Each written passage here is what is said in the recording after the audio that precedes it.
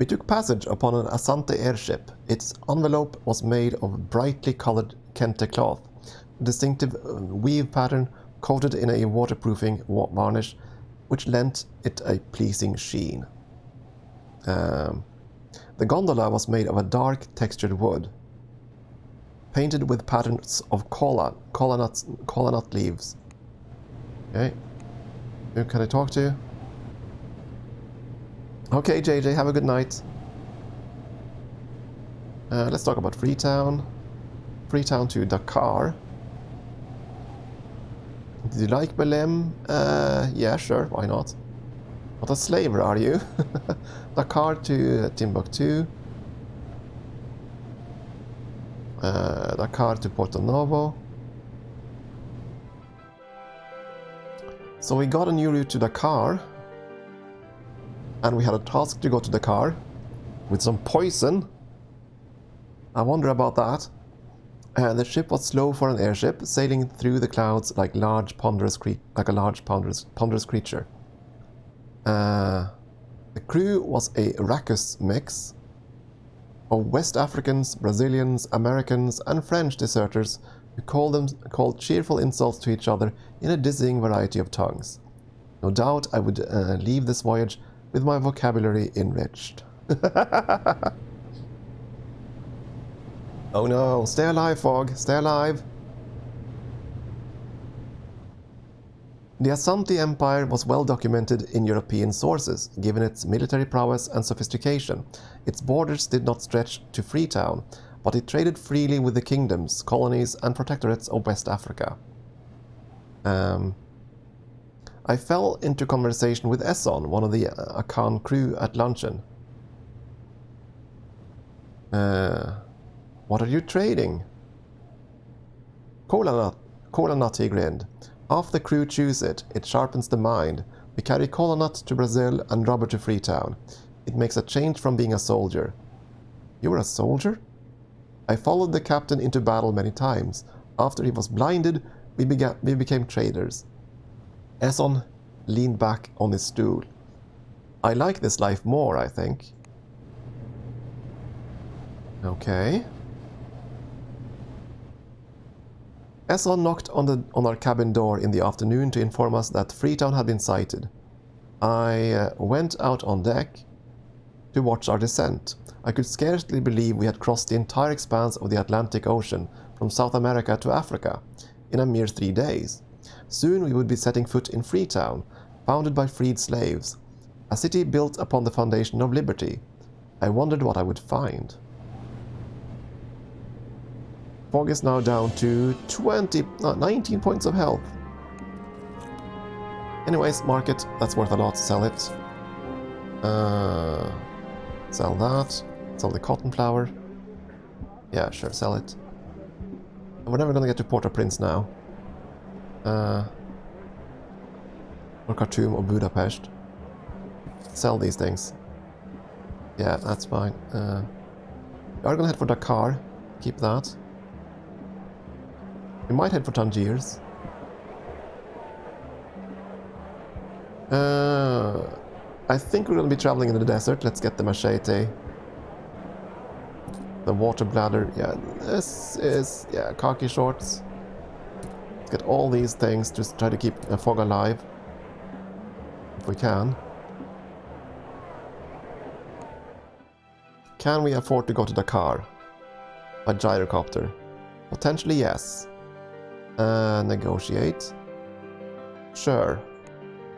Tomorrow at 10 AM. Let's explore. Oh, there's another route. All the way to Tangier. Ooh. So, folks, do we deliver this? Do we go and deliver the venom to Dakar as we were tasked, or do we ignore that in favor of reaching London faster? I mean, I have no idea who we're going to kill with that venom. Freetown drew life from its harbour. Municipal buildings and warehouses gave way to residences around the estuary. The oldest university in West Africa was visible further along at Fura Bay. The locals called it the Athens of Africa. Students from all over the continent attended classes, adding to the mixed populace. The streets were thronged with people of different shades of black, brown and white, wearing everything from traditional West African clothing to the latest European styles. I caught the eye of a Yoruba woman in a traditional aso-oke in burnt orange, who told me her name was Ojulape. I do not know what to think of Freetown yet, she said thoughtfully. I was rescued last week from a slave airship bound for Bahia. Rescued? I asked. Yes, she gave me a strange look. By the Royal West Africa Squadron. They patrol the shores and attack slavers. Surely you have heard of this. She turned her face and I gasped. Her entire left cheek, which had been in shadow, was gouged with shrapnel scars, which extended to her neck and no doubt below her blouse. Ah yes, she said, noting my observation. Being rescued is a dangerous business. Oh dear me. Had there been statues? Polytemus, I think we saw that Buddha statue back in Panama City or somewhere. Yokohama, I think it was. We had a Buddha statue, but it was worth so much money we had to sell it. Does it hurt? Only when I move. Ojulape drew her shawl around her shoulders more closely. We were just lucky that a stray bullet didn't hit the hydrogen tanks or pierce the envelope during the skirmish. I have heard that it happens quite regularly. What do you do now? What I did before, I imagine. I worked the trade caravans with my sister and her husband before I was captured.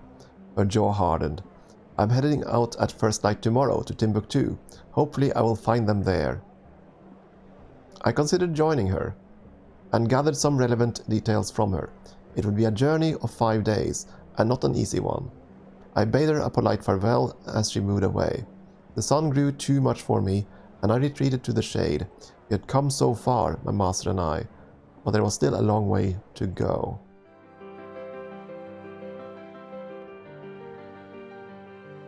To Timbuktu, eh? So now we have 3 choices. Timbuktu with a slave merchant. Oh, that's gonna be very unhealthy. By hovercar. Up to Dakar to deliver the poison. By gyrocopter. Or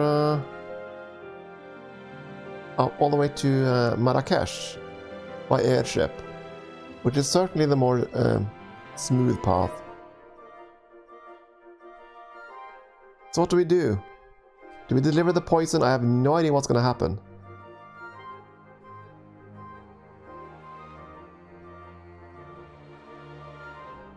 I suspect we're going to assassinate someone. We're going to deliver the poison to an Italian in Dakar, if we do that. Are we murderous? Do we ignore that mystery? What do you think, chat?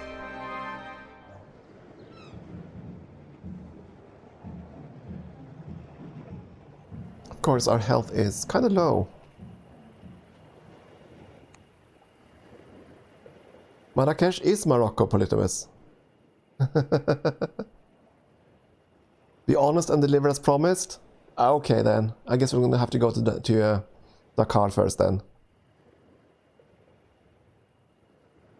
Before going to bed, I decided to take drastic measures to aid my master, because his health is really low. And went in search of a doctor. He listened to my master cough. A mild fever, I would say. 2 days to recover to full strength. It was too long. We could not afford to wait. The doctor sighed, did what he could, and left. So I got him back up to 35 points of health. He's gonna lose some of that health as we fly to Dakar. 15 points of health, it'll be fine. Let's go. By helicopter. Dahomey gyrocopter. We boarded a Dahoman gyrocopter to Dakar flown by Nihinsha, a young warrior girl carrying a musket, club and dagger. Needless to say, I admit I found her rather dashing. Of course, we're gonna woo everybody. Perhaps because of her obvious martial prowess.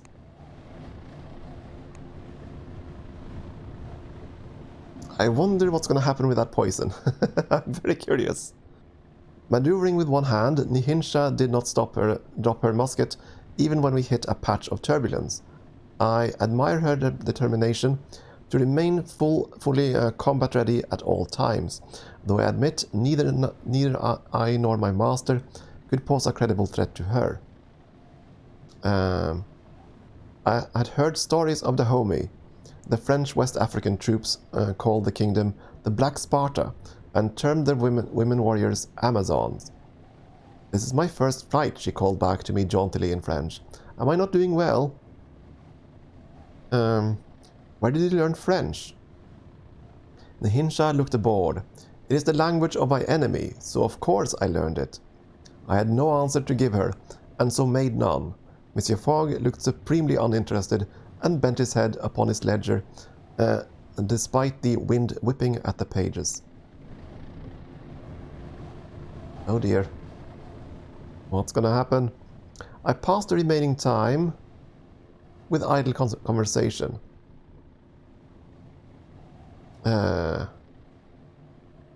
Why are you going to Dakar? I asked curiously. She gave me an appraising look, no doubt wondering whether I was attempting to gain some kind of tactical advantage. I attempted to look meek and unmartial, which was not so great a stretch. Nihinsha shrugged. It is a practice flight for me. I am as yet unblooded in battle and have much to learn. You are flying excellently, I told her. No, I am not, she replied, turning a critical eye upon her own performance. I turned too sharply and have almost gone into a spin 3 times. I gulped and clung on, just a little tighter for the rest of the flight.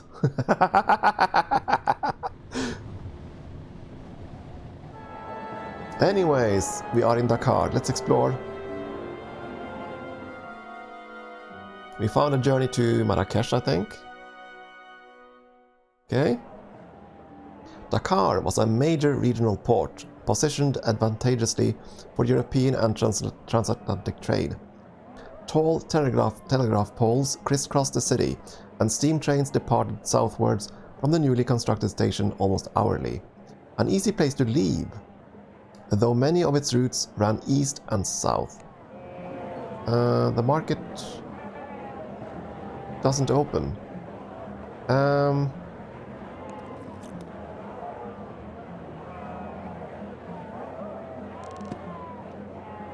Oh, it's at 10 a.m. Oh, it's PM.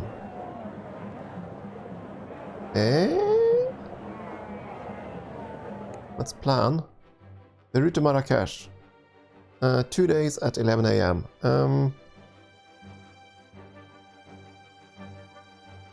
Negotiate. We can afford that, so let's do so. Departs tomorrow at 11 a.m. I'll have time for the market just briefly. Hopefully. Pass the night. We made ourselves comfortable for the night, and I afforded my master every service.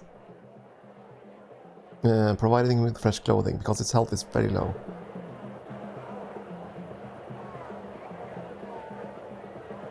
I thought we would get a quest or something here. I'm a bit nervous now, so the flight is at 11. The market is at 10.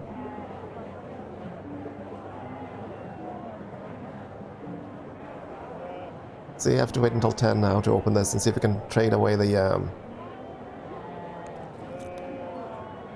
hammer and the poison. Nothing else. Just trade the hammer and the poison and let's go. I mean, we didn't talk to anyone, so I don't know how to deliver items. No market? Well, that's kind of a poo. Okay, fine, let's go then.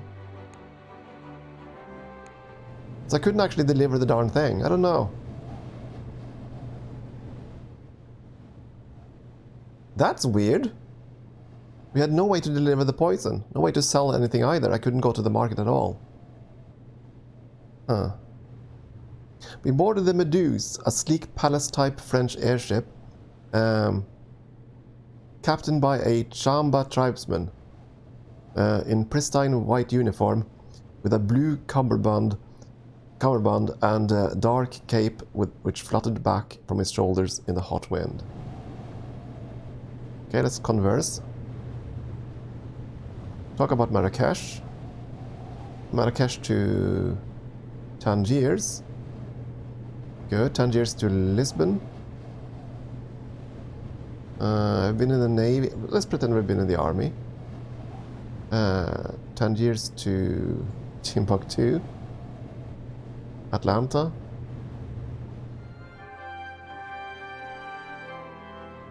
Okay, we'll have to go to Tangiers, I guess, and see if we can go from there to Lisbon, I presume. This is all Barbary pirate territory, Captain Suleiman told us. They make their home in Rabat, but stalk these farther coasts. Anyway, we'll reach Marrakesh by tomorrow if we don't spot any quarry. I wish you luck on the hunt. He inclined his head, patted the large telescope fitted to the gondola's rail. We shall see. I went below to attend to my master, who was enjoying himself reading a small book about the principles of aeronautic design. I made him tea, and I believe his delight was complete. Okay.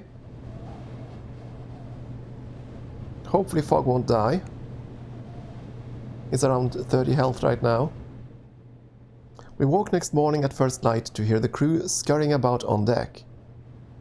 I looked out the porthole and understood immediately. Where we had been above ground, we were now below water.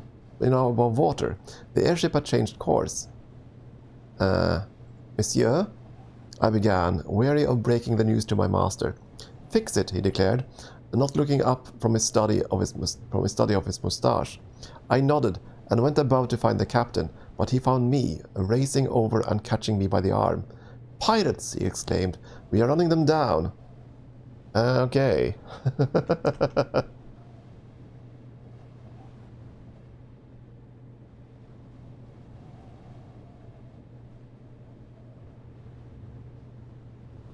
Could I have gone to Patagonia? Yes, Kebzero. You could go far south. You could have gone through Lima and Santiago and across there if you wanted to. There are southern routes. So we have diverted? I demanded. Perhaps, he replied, shouting over the roar of the engines. Let's see how far these ruffians can go. There was nothing to be done. I returned to my master in despondent spirits. The chase lasted all day and on into the night. Oh no! Oh no, that's quite the detour. Where the heck are we headed? Oh, we're going to the Azores. Okay, that's unexpected, but not too bad, actually. Why sigh, Kebzero? I woke to find we were far out over the ocean. Our course is for Ponta Delgada, the captain declared. We're chasing them hard, but I think we'll need to refuel. Perhaps we might disembark there? I suggested, horrified at the idea of our new course that was taking us west. If you're quick about it, we'll be there by tomorrow. We raced the pirate ship all day. We were faster, but it had the advantage of a head start and carried more fuel. No shots were exchanged, and I began to realize that pirate hunting was more of a chess match than a firefight. By the end of the day, we had reached the little island of Ponta Delgada. We went ashore, while the Meduse quickly refueled to begin the chase afresh.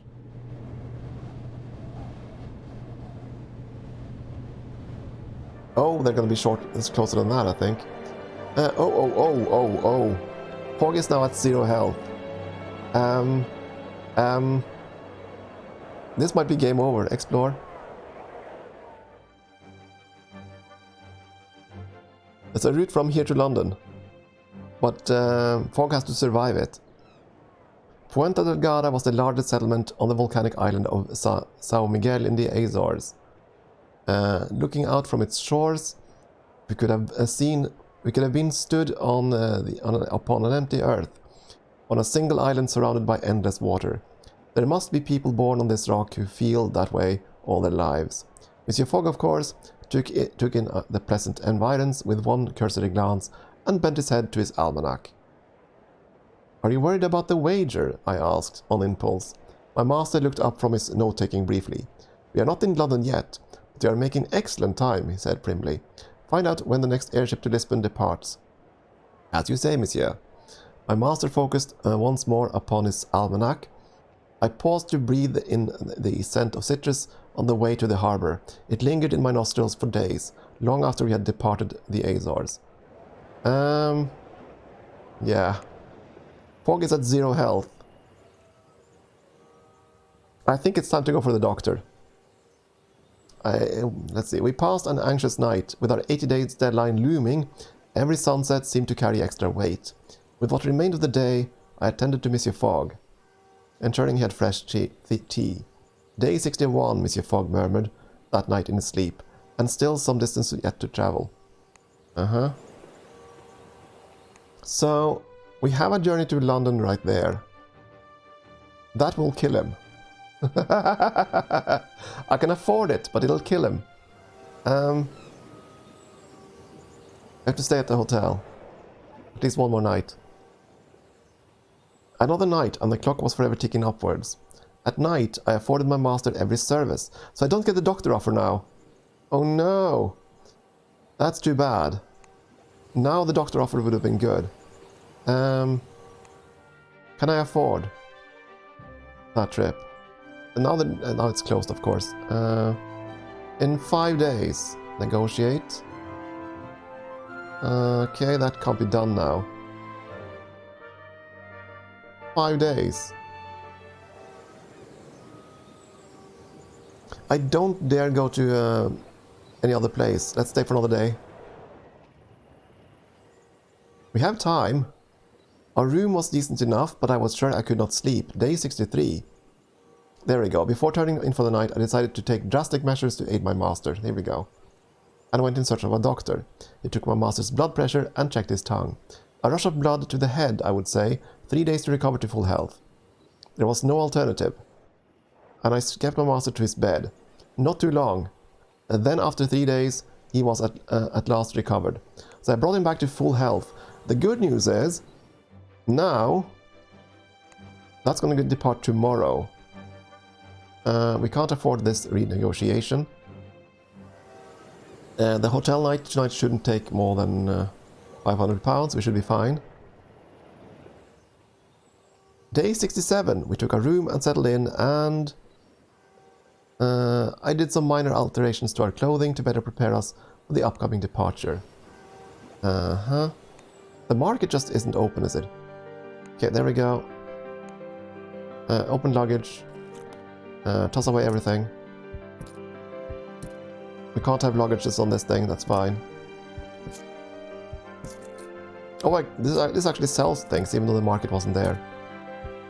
That includes the cigarette case, so be it. There we go. Embark. The 6 of 1.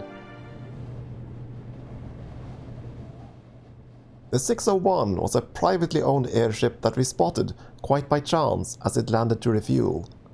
The captain was an unsavory sort, but that worked to our advantage. He was easily bribed into flying us all the way to London. Well, fairly easily. Next stop, our captain called, Hyde Park and a cup of tea. No, Kebzero, you have to go east. You can't head west. Despite the encounter you can have in Portugal, in Lisbon, which we had yesterday. Right? Mormon Desert Railroad. So now we got told about the rail line over here.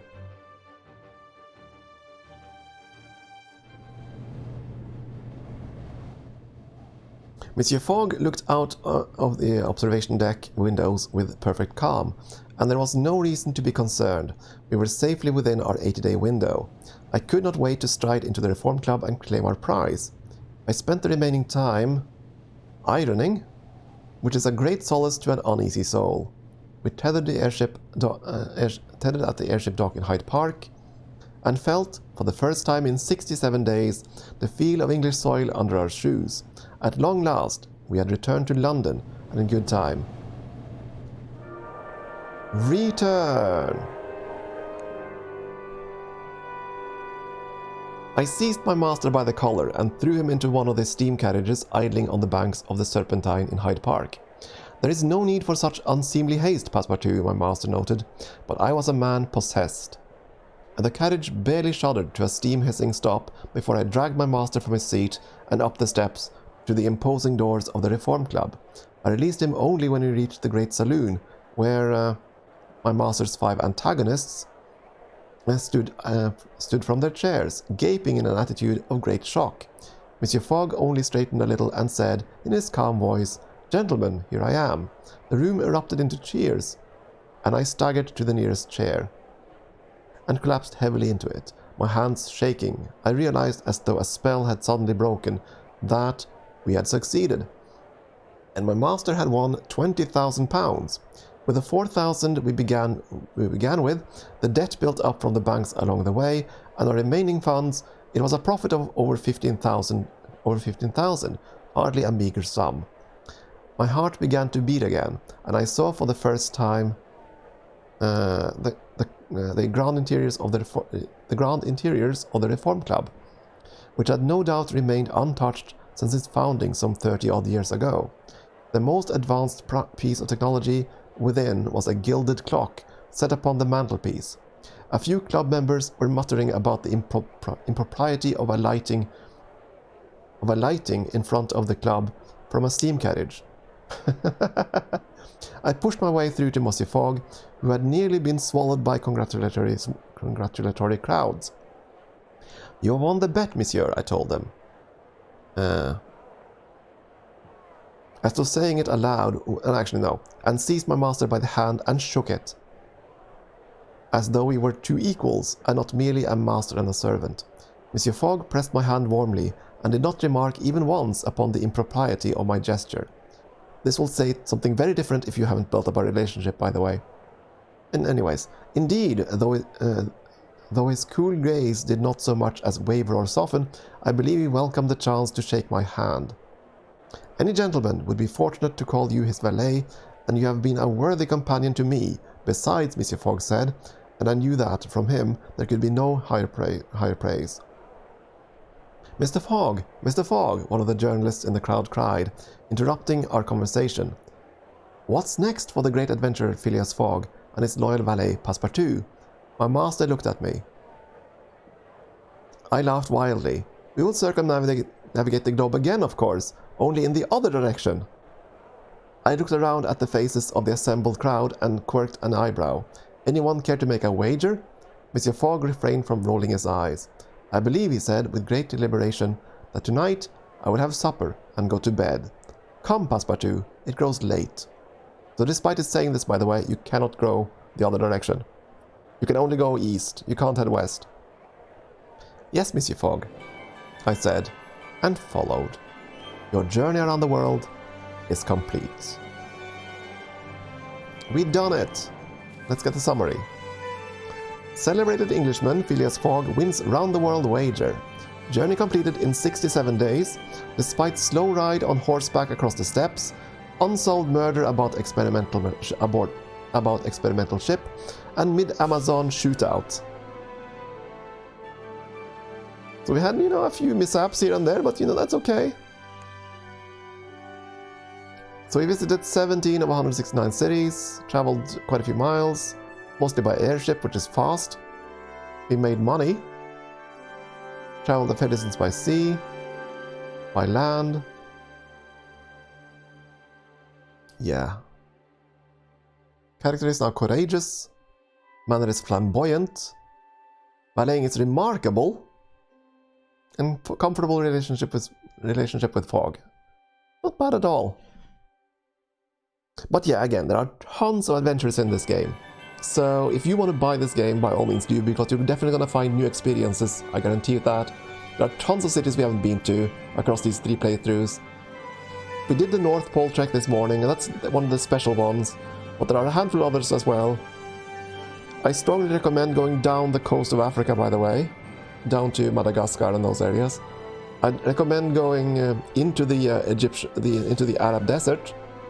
I recommend going through Zurich if you are able to. And there are a few other paths as well that are very interesting and give you very new directions of travel. On this particular journey we could have gone through Timbuktu, and there's a story there, but I think you need a few particulars before then.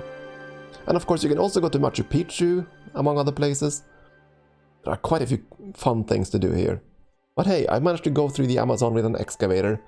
I think that's cool enough for tonight. Anyways, that's it for this game for a while, I think, because my voice can't handle this too much. It very much exerts my voice. Tomorrow we're going to be playing Command & Conquer, I think. It did unleash a day early, or activate a day early. So I did consider scrambling the stream in favor of Command & Conquer, but I think we're going to stick on the schedule and pick that game up tomorrow. And we might return to this game in sometime in the future, if there is a clamour for it. For tonight, though, it is probably time to, let's see. Oh, yeah, there we go. Oh my goodness, yes, let's raid Zest. I see him playing RimWorld. My god, he must be playing RimWorld for the first time. That I want to see. Let's head over to Blue Zest and see him play RimWorld. I mean, he usually plays Dwarf Fortress, so I wonder how he's gonna fare in RimWorld. Anyways, folks, I'm gonna be back tomorrow with the Command & Conquer, I think, and we'll see how things go then. But for now, have a good night, folks. Off to Zest we go.